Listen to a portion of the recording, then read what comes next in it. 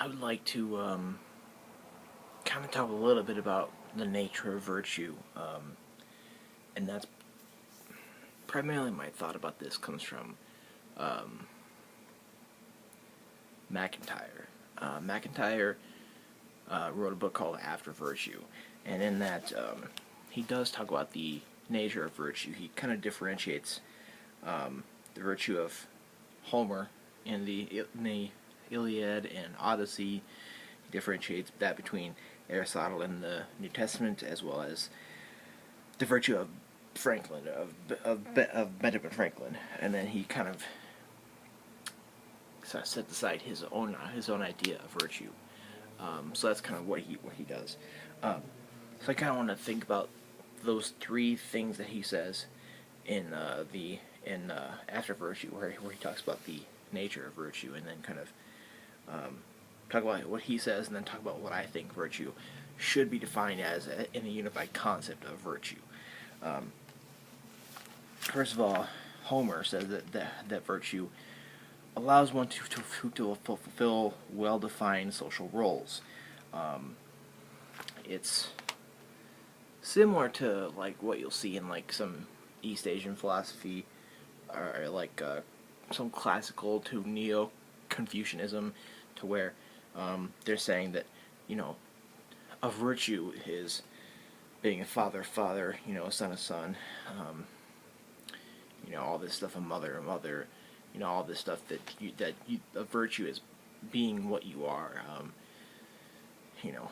fulfilling your roles. I don't really agree with what Homer says that the virtue is. Aristotle in the New Testament of the Bible says that virtue is serves as quality which leads us to achievement of human telos, human ends. Now, what I'm going to talk about here is I think that these things of virtue kind of seem instrumental to me. They set out a certain goal that we're going to try and go for. But I don't really agree with that's not how virtue should be. It's not how any kind of virtue ethics should be at all, really.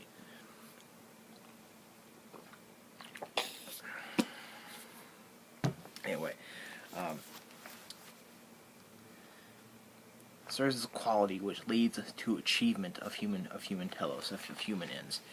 That's instrumental. It's toward the human ends, which I think kind of leads towards some sort of humanity. It doesn't matter if we're talking about the humaneness of Kant's categorical imperative, but we're talking about a certain end that we're trying to go for here. Certain ends. It's saying that virtue is instrumental towards a certain end, and that's consequentialist, I think. Franklin says that virtue is a quality which allows for earthly and heavenly success. Again, that's instrumental and consequential. MacIntyre says that virtue is an acquired human quality, the possession and exercise of which tends to enable us to achieve those goods which are internal to practices and lack of which prevents us from achieving any such goods.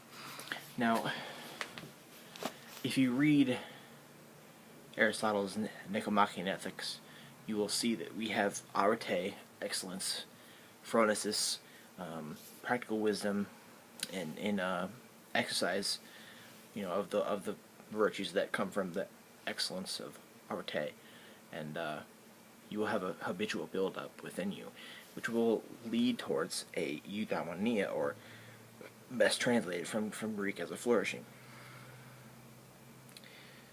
I don't think that in any kind of virtue ethics we can have eudaimonia as the ends for whether we're talking about as one person or multiple people. It can't be the ends. It can't be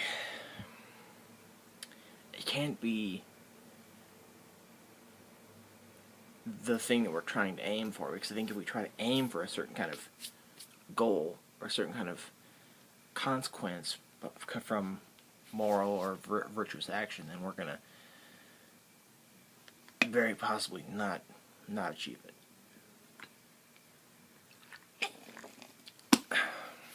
Anyway, what I think virtue as a unified concept should be, it should be something that where the mere end, the mere telos, is excellence, to be excellent. It's like that Bill and Ted's Excellent Adventure. They say, be excellent to each other. Now, I have a set of virtues that I think all kind of virtue and moral obligation is reducible to. I think these 6 things here are what excellence, I think, boils down to. But I think virtue is qualities that we have and character that we gain, habitual build up and character that we gain for the purpose of being excellent, for the purpose of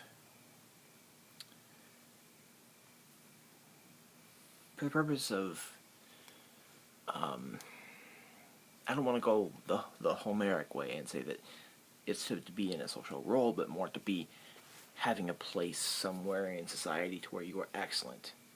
Having an excellent, kind of spot in society where you are excellent to everyone around you. That's what I think virtue is. Where the mere telos, the mere end, is excellence towards everyone around you. And I think that if we all do said virtues, if we all act by Arete and Phronesis, we could end up with a certain sort of intersubjective eudaimonia. That's my theory of virtue. That's the way I think about a unified concept of virtue.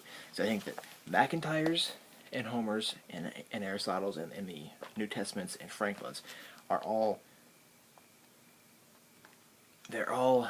instrumental. They're not intrinsic. They are all instrumental towards a certain end, which is either to fulfill social roles, to fulfill your, which for Homer the end is to fulfill your social role.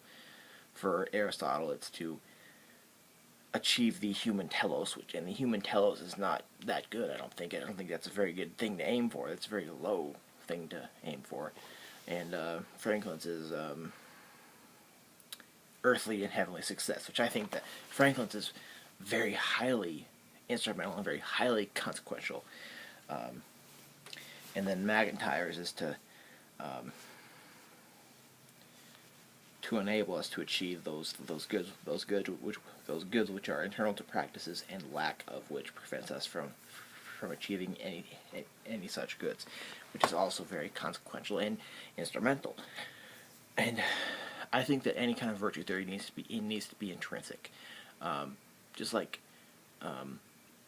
deontology. If we're going to have a deontological thing, I think deontology and virtue have this similarity, which in that they should both be intrinsic, no matter what. They should both be intrinsic and not be instrumental to a certain ends other than the end in itself of either obeying certain codes, certain moral duties, or exercising and practicing virtues by Arete and Phronesis. The end in itself, I guess, instead of having an instrumental end outside of itself. Let me know your thoughts on this.